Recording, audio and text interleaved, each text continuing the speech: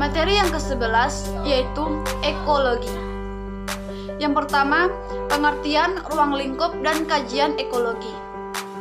Pengertian ekologi. Ekologi adalah cabang ilmu biologi yang mempelajari tentang interaksi antara makhluk hidup dengan makhluk hidup lain dan lingkungan sekitarnya. Ruang lingkup ekologi yaitu yang pertama organisme, populasi, komunitas, ekosistem, dan biosfer. 2. Keanekaragaman biosfer dan faktor-faktor yang mempengaruhinya. Yang pertama, atmosfer merupakan lapisan bumi paling atas, berfungsi untuk melindungi bumi dari benda-benda angkasa yang berukuran besar. Yang kedua, litosfer merupakan lapisan bumi sebelum atmosfer. Yang ketiga, hidrosfer adalah susunan biosfer yang terdiri dari sejumlah air atau perairan, contohnya sungai, samudra, dan laut.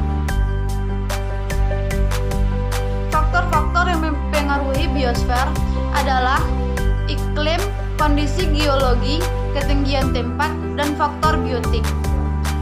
Keragaman bioma terestrial.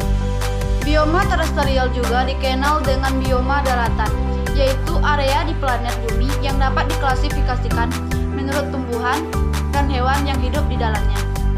Adapun jenis bioma terestrial atau daratan antara lain sebagai berikut. 1. Bioma hutan hujan tropis. 2. Bioma saban. 3. Bioma stepa atau padang rumput. 4. Bioma hutan gugur. Dan 5. Bioma gurun. Keempat, bentuk-bentuk adaptasi makhluk hidup dan contohnya. 1. Adaptasi morfologi.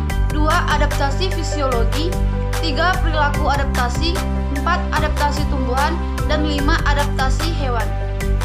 5. Bentuk-bentuk interaksi pada populasi dan komunitas. 1.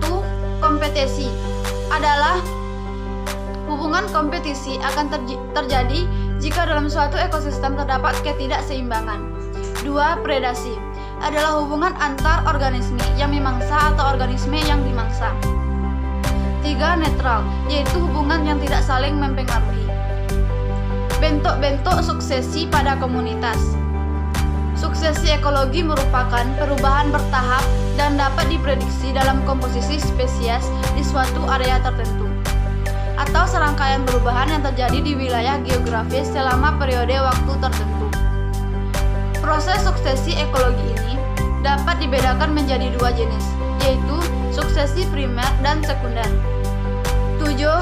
Hubungan rantai makanan dengan jaring-jaring makanan dan piramida makanan. Hubungannya adalah pola-pola interaksi terjadi dalam berbagai tingkatan, mulai dari individu, populasi, komunitas, sampai tingkatan ekosistem,